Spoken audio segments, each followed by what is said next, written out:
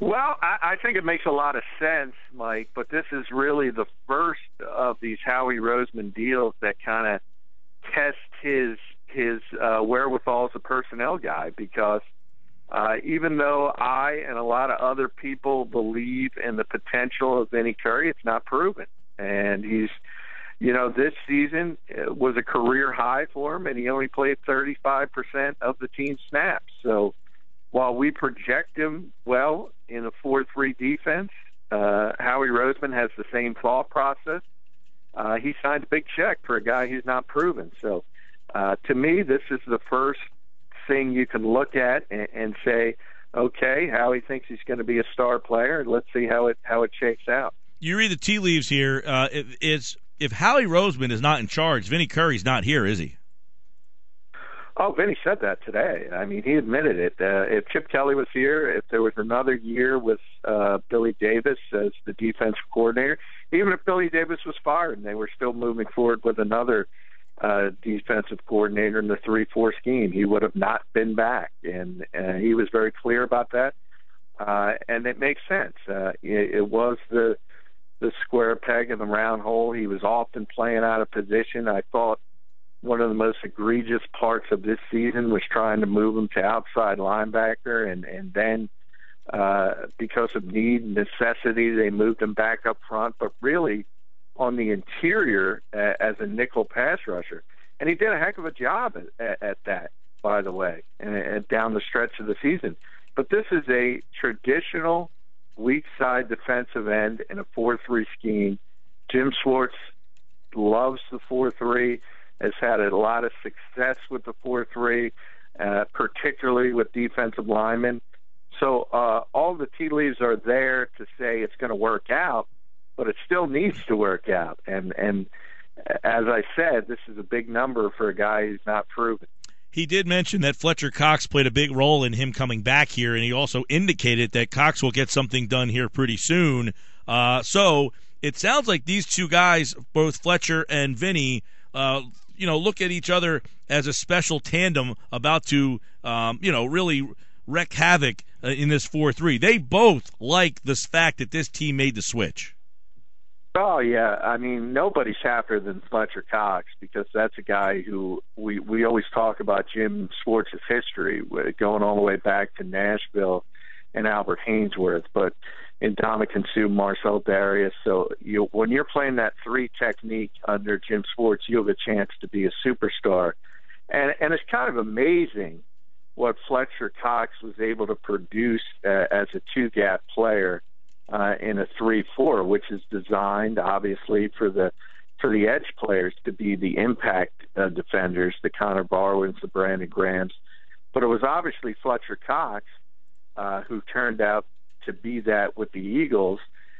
Really, in a similar vein, not as good, but I'm just mentioning it because J.J. Watt has a similar situation in Houston, but he's so good, the Texans realized they let him sort of roam all over the field and just pick out whichever mismatch he can find.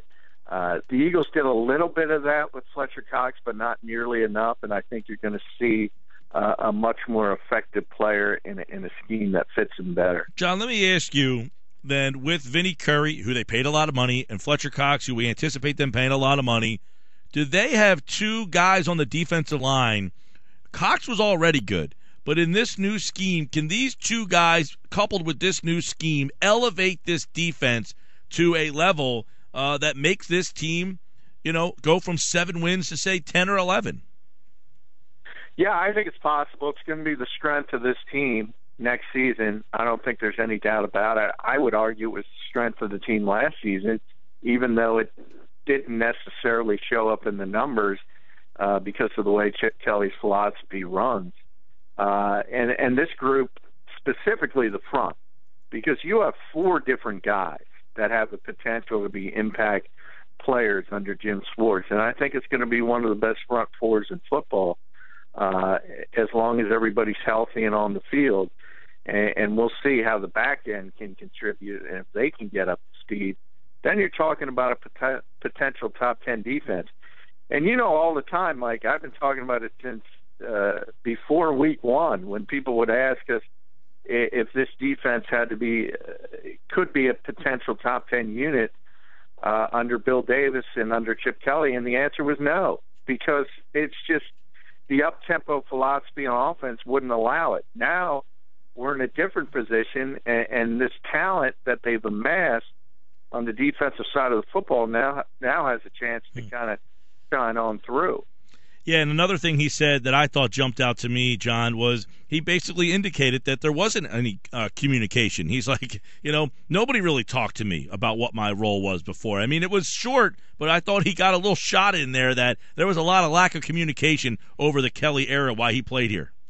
Yeah, now that I look back on it and I saw some of the things happen up close, it's more and more, it strikes me as seat of the pants. It was kind of a seat of the pants organization. There was always this thought process that Chip was the smartest guy in the room, and I kind of saw a different take in the fact that I thought he was in over his head, especially last season when he took on the personnel aspect, and everything became, okay, this happened Monday. What are we going to do to fix it on Tuesday? I never felt there was a long-term plan, and perhaps nothing shone a light on that better than the move from Curry to outside linebacker.